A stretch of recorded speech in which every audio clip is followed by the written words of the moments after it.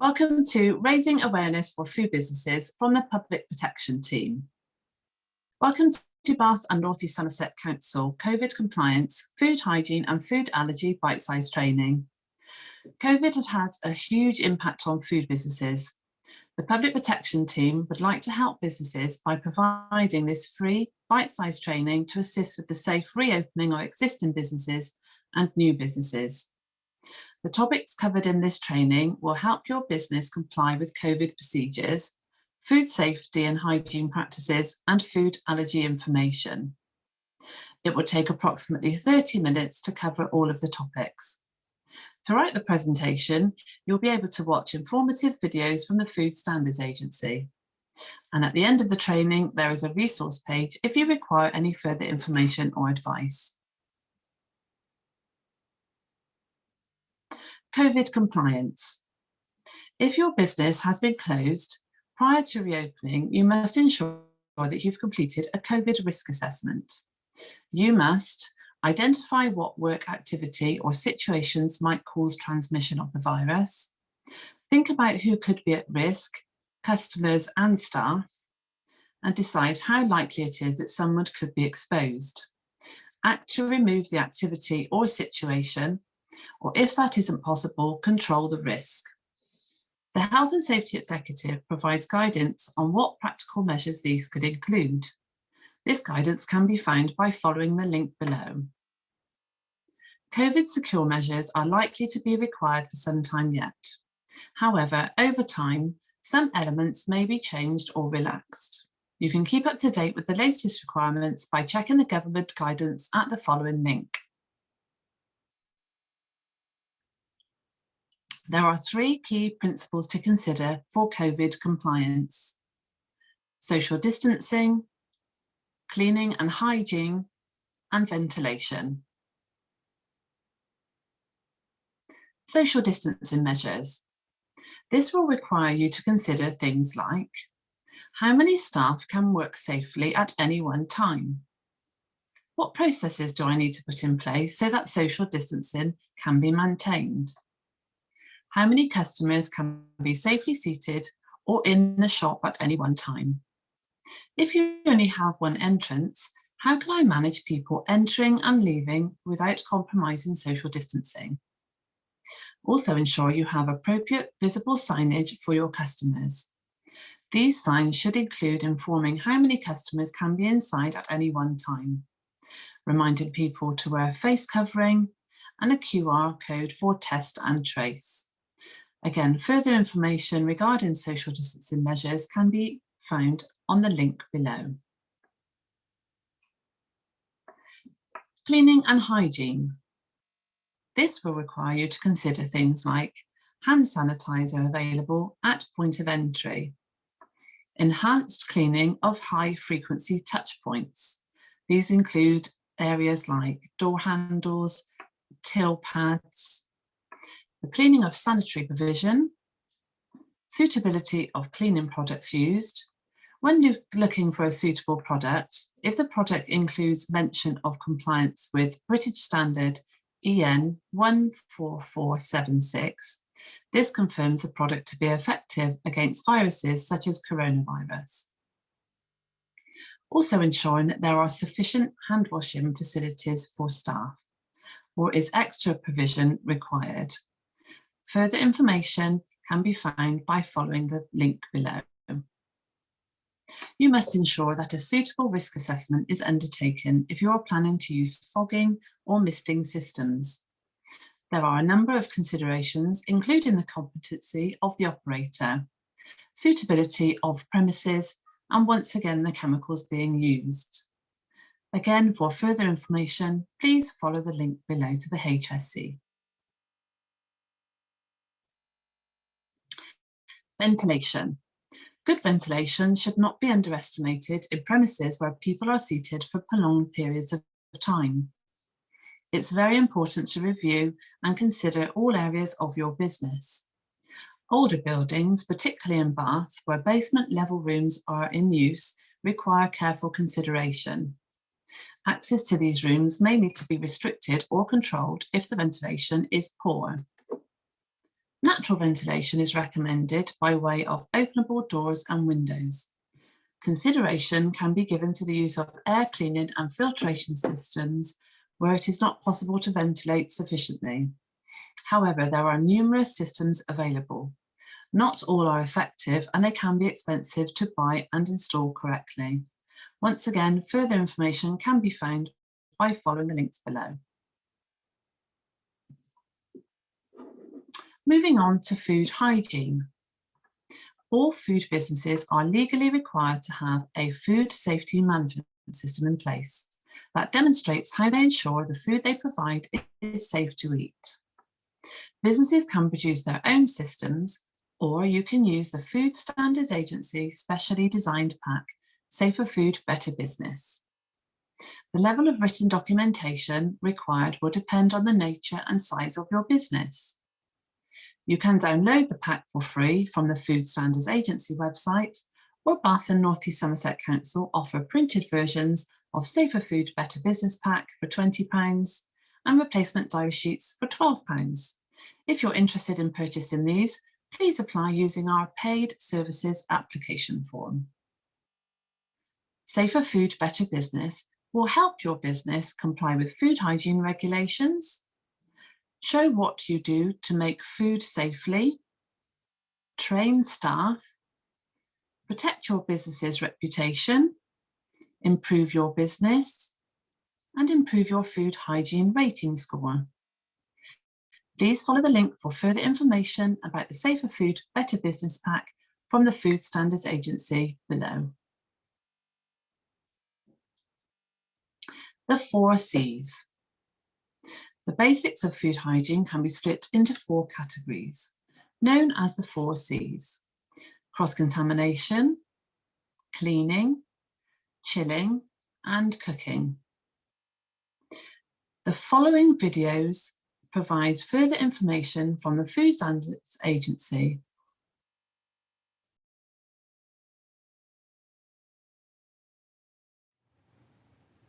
It is very important to wash your hands properly to help stop bacteria from spreading.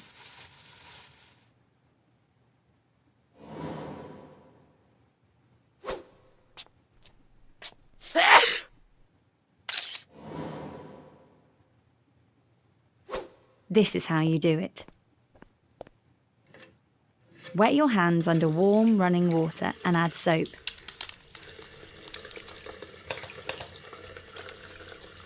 Rub your hands together. Wash the back of both hands, include the fingers. Interlock your fingers and rub again. Rub around the thumbs and the fingertips.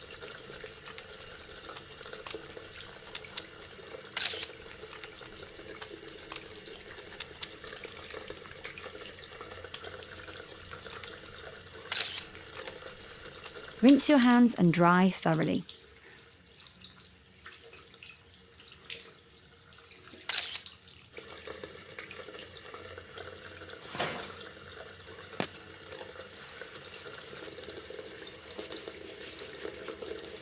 Turn off the tap with a towel and throw away.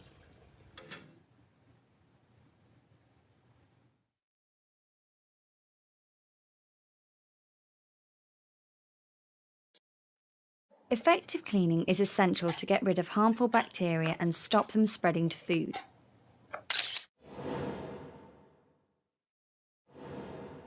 After food preparation, all work surfaces will need to be cleaned properly to remove any food debris and bacteria.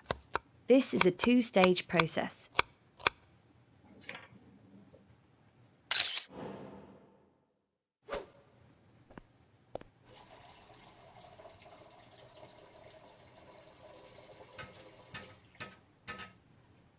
The first step is to clean the work surface with hot soapy water.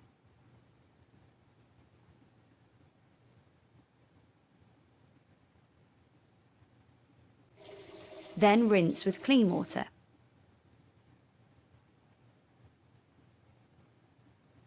Now remove harmful bacteria by using a disinfectant or sanitizer. Always follow the manufacturer's instructions carefully.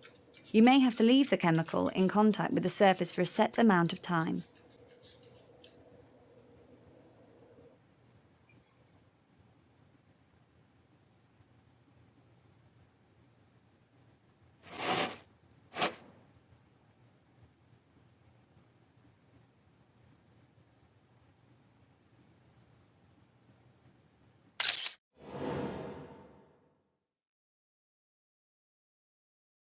Keeping food cold helps to stop harmful bacteria from growing.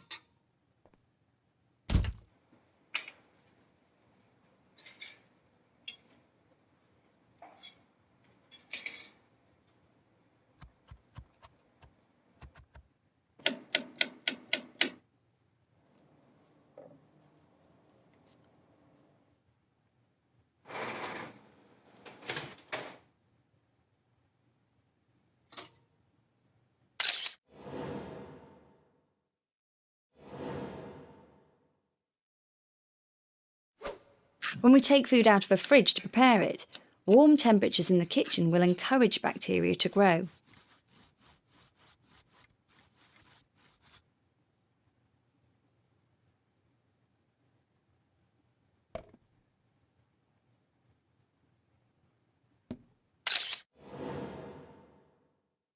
Once food is prepared, place it back in a chilled unit or fridge as quickly as possible.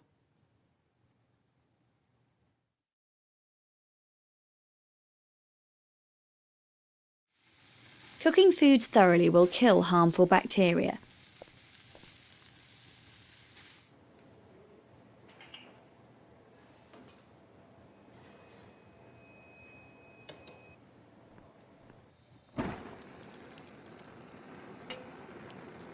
Liquid dishes such as soups and sauces should be bubbling rapidly.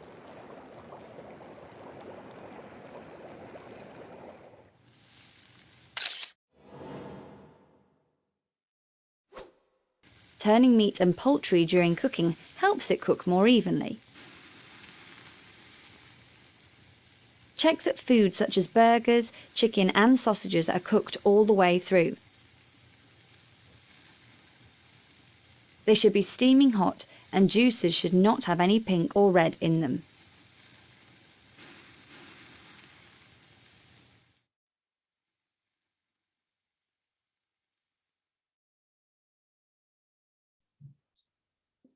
Food allergy requirements for businesses. From the 13th of December 2014, legislation came into force which requires catering outlets to make sure information on the 14 major allergens is available to any customer with a food allergy. You must be able to provide accurate allergy information for your dishes orally to customers on request. This information can be available to staff and others in a written recorded form. From October 2021, the way food businesses must provide allergen labelling information for pre-packed for direct sales will change. Foods will need to have a label with a full ingredients list with allergenic ingredients emphasised within it. Please find below a new tool developed by the Food Standards Agency, which aims to help businesses understand what allergen labelling requirements apply to different scenarios by asking the following 4 questions. Does the consumer order the food in person, i.e. is there a distance selling aspect, for example, a food delivery company? Is the food presented in packaging? Is the food in packaging before it is selected or ordered? Or is the food packaged at the same place it is sold? Please follow the link below for the Food Standards Agency Food Labelling Decision Tool. Non-pre-packed food. If you're selling non-pre-packed food, you will need to display a sign at the point of service, i.e. on a menu, chalkboard, etc. That informs them that they can ask a member of staff for information about any allergens in the food the business serves. This can be in the form of a sign at the counter or bar where people order, or a sentence on your menu if you only operate table service. For further information, please follow the link to the Food Standards Agency below. Communicating information about allergens. It is important to ensure that all staff understand the importance of giving clear and accurate information on food allergens. These are a few examples of how you can do this. By having a menu that lists the food allergens. There are 14 major allergens that need to be declared when used as an ingredient. Peanuts, tree nuts, sesame, milk, eggs, fish, crustaceans, mollusks, soya, wheat, gluten, mustard, celery, sulfites, and lupin. Further information can be found on the link below from the Food Standards Agency. Or you can have a manual or chart that staff can refer to if asked by a customer. Follow the link below to the example of the manual chart by the Food Standards Agency.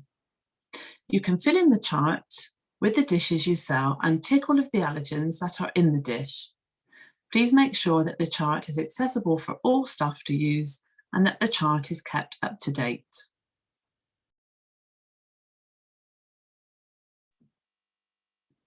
By training a member of staff to have in-depth knowledge on the foods that are provided, so they can tell a customer verbally, or nominate a member of staff or manager as an allergen champion. They can handle any orders from customers with allergen requirements. If you follow the link below to our web pages, you'll be able to find out further information and dates of future Level 2 food allergy awareness training. What you can do to control food allergens in your business. Ensure that you follow safe systems to avoid issues of cross-contamination. For example, separate surfaces, foods, and utensils. Safe storage of allergens and gluten-free products. Have effective cleaning and disinfection in place. Hand washing is key, as hands are the most common vehicle for transferring bacteria and allergens. Check any new ingredients of foods and update allergy information documents. Ensure your food safety management system has been updated to reflect the changes in legislation. For further information and guidance, please follow the link below to the Food Standards Agency. A day in the life of Chloe. The following link is a short but informative video from Lancashire County Council, highlighting what it's like for a person to live with a life-threatening food allergy and the day-to-day challenges they face. It also demonstrates what food businesses can do to help reduce the risk of someone having a serious allergic reaction.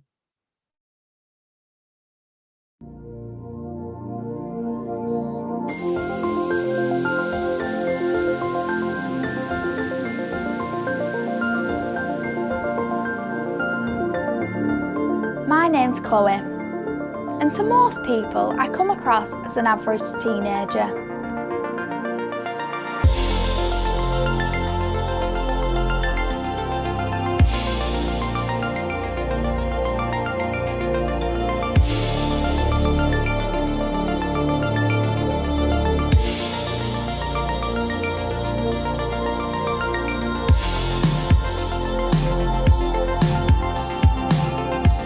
This is my older sister Sophie. Some might say she's overprotective, but she's just looking out for me.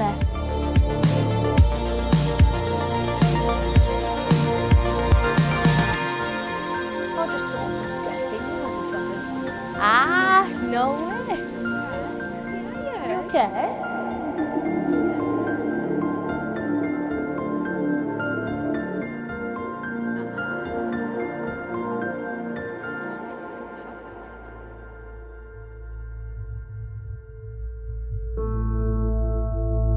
And that's me lying on the ground in the middle of the street.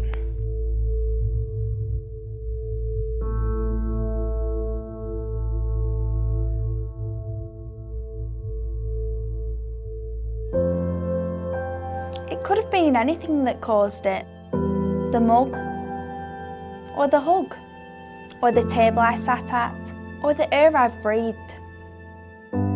You see, I'm allergic to strawberries. Even the slightest hint of strawberry could be fatal. Unfortunately, this is what I have to live with, day in, day out. Imagine being killed by a strawberry.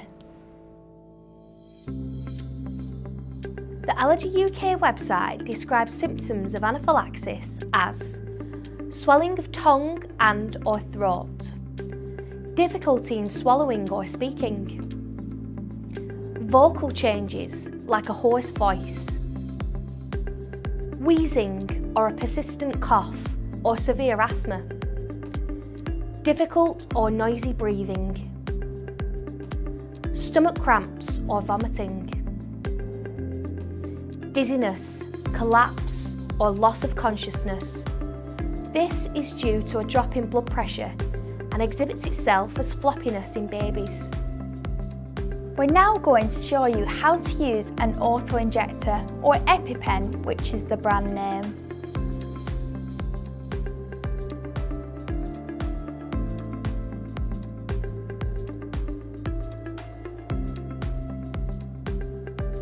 Step 1. Stay calm, keep talking to them.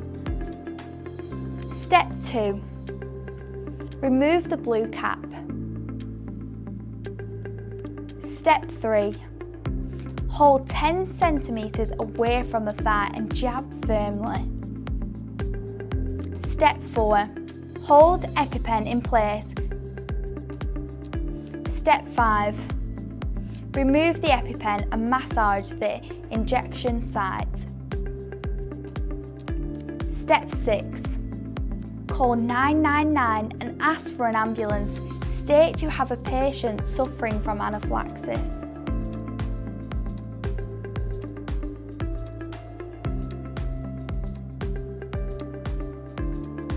Facts about Chloe's reaction.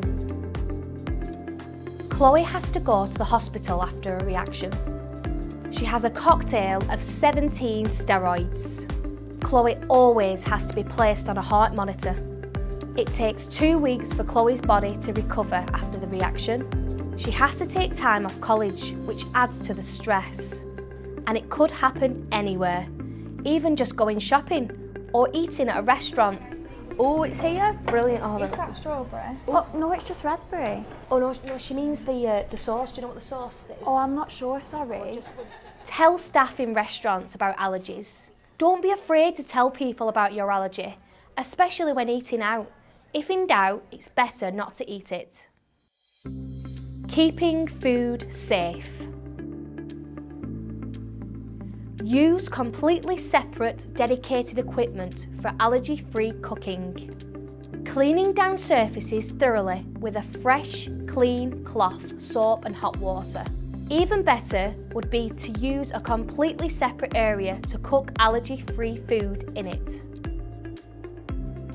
Keeping allergens stored safely in lidded labelled containers on the bottom shelf to minimise contamination through spillages.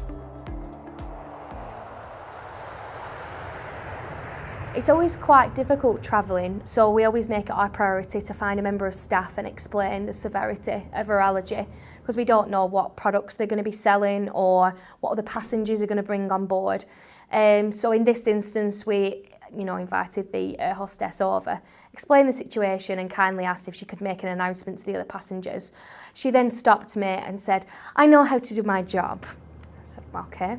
That was fine, so we had a bit of a giggle because she was rather rude. So then her voice came over the tannoy. Hello, ladies and gentlemen. This evening we have a passenger on board who has a severe airborne strawberry allergy. This means that we would kindly ask that you refrain from opening any strawberry products. That also means that we can't sell any of our strawberry products like the rosé wine, the strawberry perfumes, and our special offer today on the strawberry sweets is no longer valid. I know. People actually started to laugh and say, "Oh, the allergy must be a bit of a joke."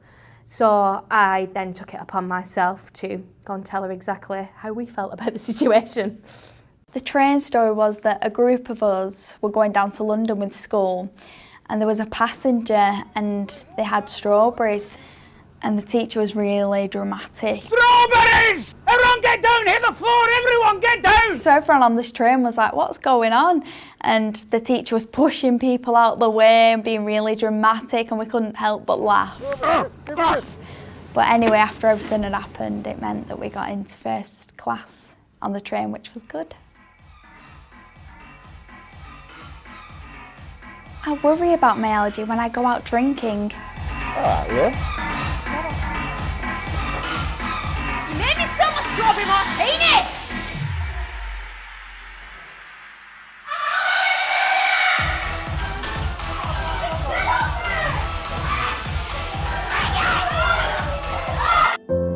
I worry about having to tell new friends about my allergy. I worry about what people might say about me. I worry about forgetting my EpiPen.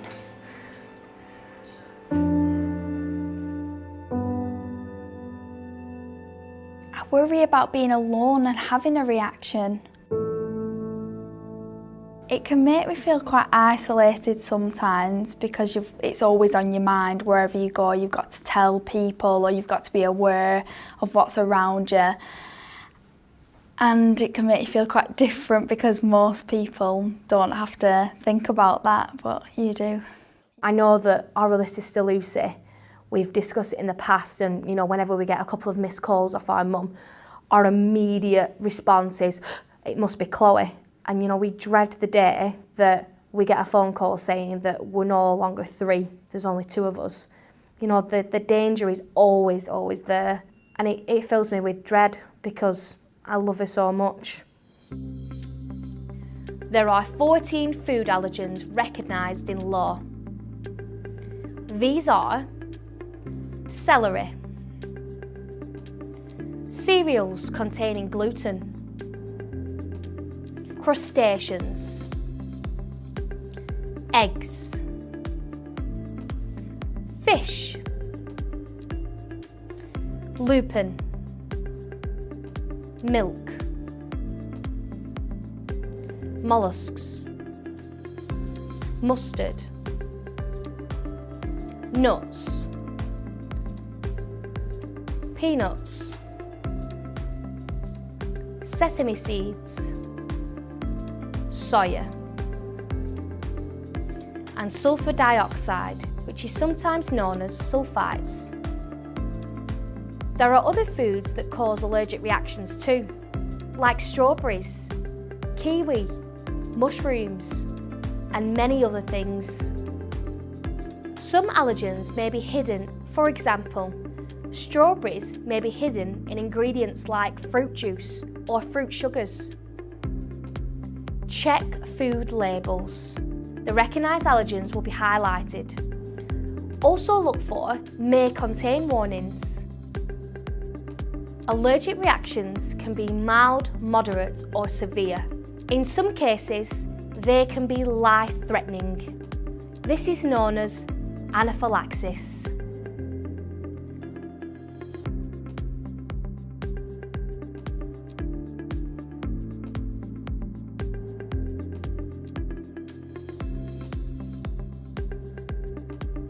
Over 20,000 people are admitted to hospital each year with an allergy.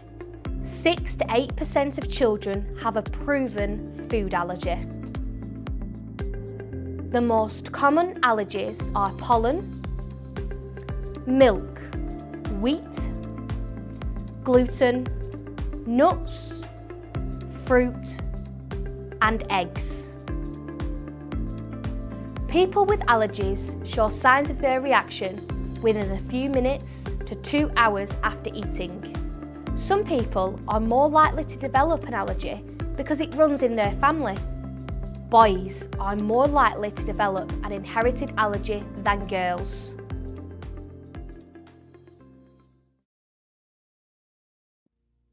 As a mum, from the minute your child is placed in your arms, you worry. Every parent worries, I know. Caring for a child with a life-threatening condition can be difficult. Some days are easier than others. some days are not so easy. Anxiety is something I have learnt to live with. I try to deal with every reaction as it happens. I try not to think, what about the next one? Every parent's worst nightmare is that they may lose their child. My job is to keep Chloe safe. The only place I can 100% guarantee that Chloe is safe is our home. Every time Chloe leaves the house, I make an informed choice to enable her to live as normal a life as possible. My hope for Chloe is that she still may outgrow her anaphylaxis. This is looking less and less likely, but I still have hope. My dream for Chloe is that she lives a happy, fulfilling life, that all her dreams come true. My wish for Chloe is that she remains safe and well, that people continue to understand and support her condition throughout her life.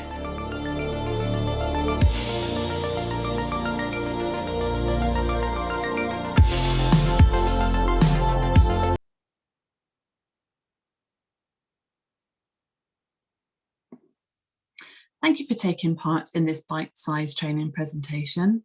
We hope you found it useful. If you need any further information, please click on the resource links below.